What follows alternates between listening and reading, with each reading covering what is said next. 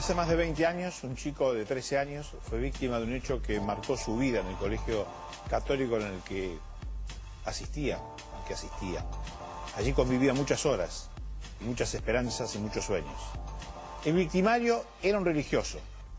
Venciendo el miedo, la vergüenza y hasta la culpa, años después tuvo el valor de hacer la denuncia. Ese fue para Sebastián Cuatromo solo el comienzo de una larga búsqueda de justicia con muchos obstáculos y sinsabores. Una búsqueda en la que se comprometió con todas sus fuerzas.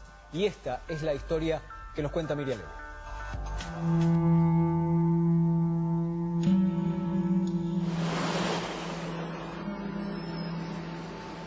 Sebastián tenía 13 años. Era un chico como tantos, en Caballito. Muy dedicado a sus estudios de escuela primaria. Estaba terminando mi escuela primaria en 7º grado, acá en la ciudad de Buenos Aires. Digamos, eso era el centro de mi vida en ese momento. Yo iba a un colegio privado católico, el Colegio Marianista del barrio de Caballito. Su felicidad estaba amenazada. Yo tenía mucho miedo a ser expulsado del colegio, porque al año siguiente, a quienes continuásemos en el colegio, nos iba a tocar compartir las aulas con chicas. Y a veces, en cierto tono intimidatorio, se agregaba: acá va a haber gente que sobra. Pero algo más había pasado. Sebastián y sus amigos más cercanos, por pintar con tiza el frente de la casa de un compañero, habían sido sometidos a una especie de proceso. Quien era nuestro maestro titular en ese 7º grado nos hace pasar al frente, a mí y a todo mi grupo de amigos, y nos somete a una suerte de juicio e invita al resto de los compañeros a que cuenten si nosotros habíamos cometido otro tipo de episodios o de hechos similares a ese. Desgraciadamente muchos compañeros levantan la mano. Cuando termina esto, yo tenía la sensación muy clara de que a fin de año me iban a echar. El hermano Fernando Pisiocchi, un joven marianista, le propuso entonces a Sebastián y un compañero ir a la colonia del colegio. Se acerca y nos dice que él estaba al tanto de nuestra situación, de nuestra posibilidad de ser expulsados, pero que a sus ojos éramos buenos chicos, que él nos invitaba, nos pedía que fuésemos a la colonia, donde él iba a observar nuestro desempeño, y si nosotros hacíamos las cosas bien, él nos ofrecía poder interceder para que nosotros no fuésemos expulsados. Sebastián y su amigo no lo dudaron. Saca a la derecha. Sebastián vuelve al lugar donde su maestro y pastor lo hizo víctima de algo incomprensible para él. El asedio de Pisiocchi empezó ni bien subieron al micro. Empezamos a tener la sensación de un acoso físico muy claro, muy desagradable. Me acuerdo que él hasta pretendía sentarse en el medio de los dos, o que alguno se sentase a upa de él. Cuando llegaron a la colonia, en Córdoba, Pisiocchi los aisló.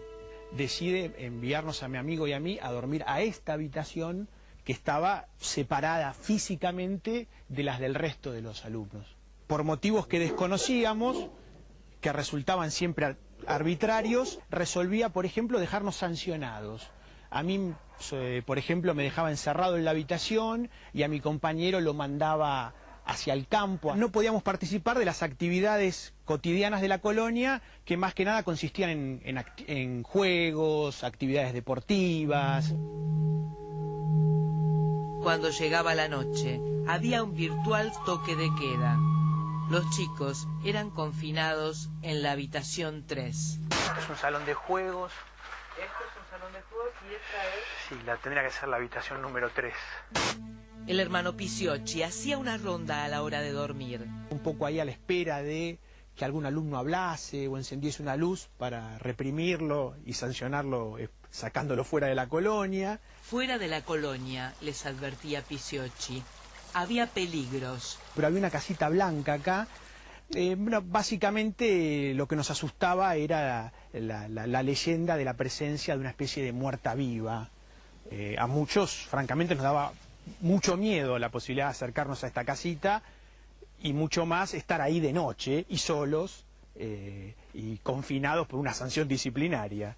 Al final, el religioso entraba a la habitación número 3. Se sentaba sobre la cama y comenzaba su agresión física, con sus manos, con su boca, y digamos, toda esta agresión culminaba con una manipulación que él hacía de mis genitales. Y al mismo tiempo, mientras esto sucedía, mis otros compañeros estaban como paralizados, cada uno en su cama, paralizados por el temor. Esto que sucedía nos resultaba como devastador. Sebastián no pudo contarle nada a nadie.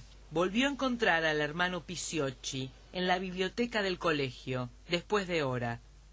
En uno de los patios del colegio, completamente desierto a esa hora, él vuelve a agredirme, por la fuerza apoya mi cuerpo contra el suyo y ahí vuelve a agredirme una vez más. Yo atravieso mi adolescencia y mi primera juventud en silencio con respecto a este episodio.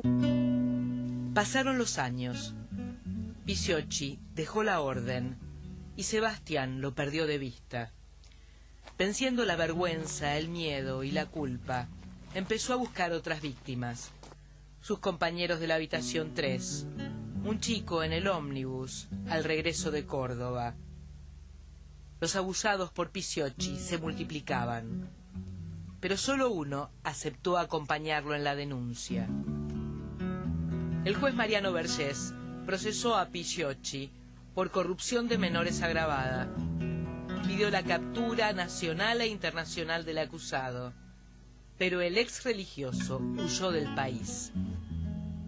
Hubo una compensación económica pagada por el colegio en reconocimiento al sufrimiento de las víctimas.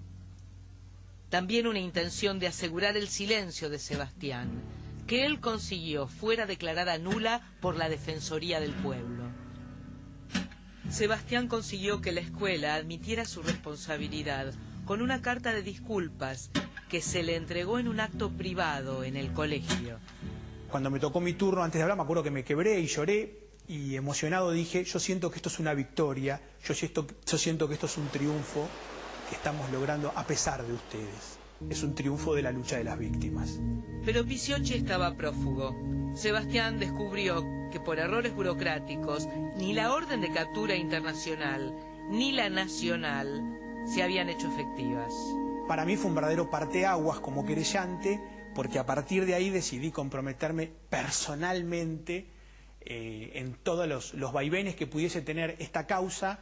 Fui a la sede de la Dirección Nacional de Migraciones, de la Prefectura Naval Argentina, de Gendarmería Nacional.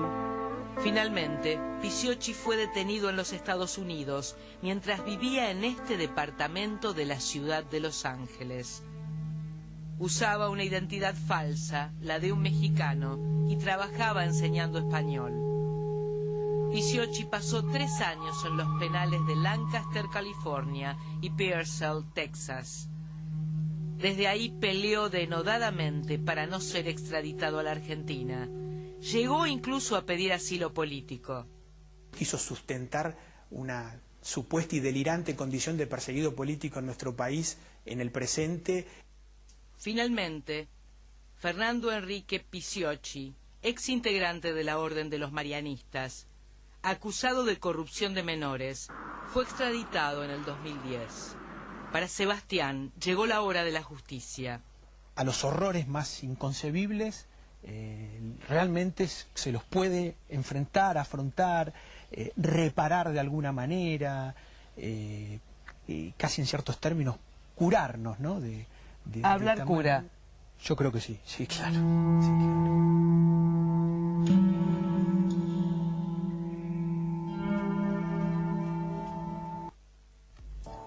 Y hay fecha señalada, el martes próximo se inicia el juicio. ¿Qué se puede esperar luego de tantos años de espera, Ricardo Canavetti? El juicio va a empezar, como usted bien dice, el martes y va a durar 7 días. Yo quisiera destacar la entrevista de Miriam Lewin y quisiera destacar en la entrevista el testimonio contundente y espeluznante de este hombre. ¿Por qué le digo esto? Porque tiene mucho que ver con lo que va a pasar en el juicio. Fíjese que más allá de lo que a él le pasó, acá hay un mensaje para los demás, para la generalidad. Pero en cuanto al juicio propiamente dicho, el testimonio de este hombre ha sido invariable a lo largo de los años. La fuerza de esa coherencia se supone, se espera, va a ser contundente al momento de desarrollarse el juicio y de escuchar la acusación y cómo se sostiene esa acusación. No es un hombre, Sebastián, que ha hecho altibajos en su declaración.